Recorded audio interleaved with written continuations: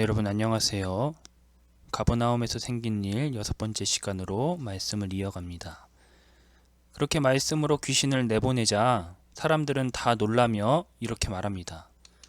누가복음 4장 36절입니다. 다 놀라 서로 말하여 이르되 이 어떠한 말씀인고 권위와 능력으로 더러운 귀신을 명함에 나가는도다 하더라. 이 표현은 같은 사건을 기록하고 있는 마가복음 1장과는 약간 다른데요. 마가복음 1장에서 사람들은 회당의 가르침, 다음으로 예수님의 성공적인 죽기 명령에 반응을 보입니다.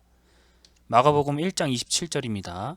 다 놀라 서로 물어 이르되 이는 어찌미냐 권위 있는 새 교훈이로다 더러운 귀신들에게 명한즉 순종하는도다 하더라.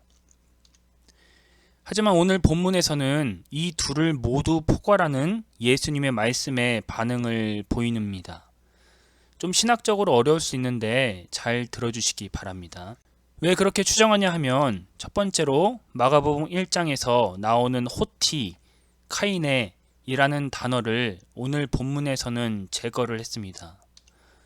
두 번째로 호 로고스와 엔 엑소시아 이것을 반복해서 사용하고 있는 것을 볼 수 있는데요.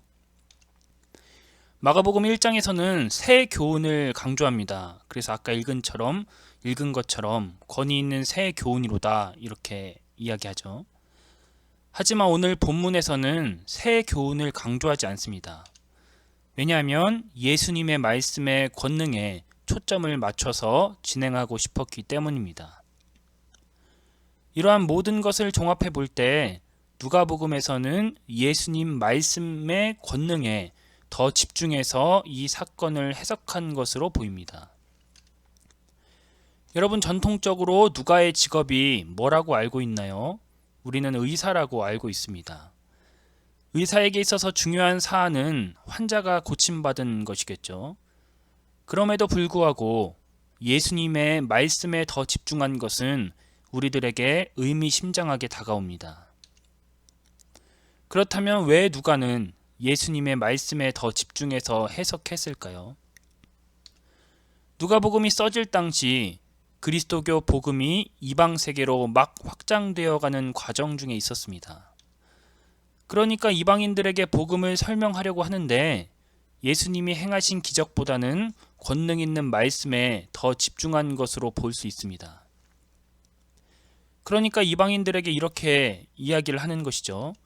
우리는 기적, 귀신 축출이라는 사건 때문에 예수를 믿지 않는다.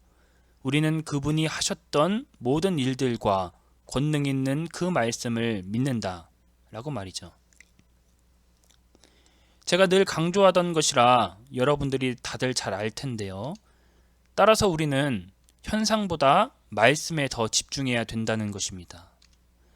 사실 귀신 축출은 특별한 것은 아니었는데요.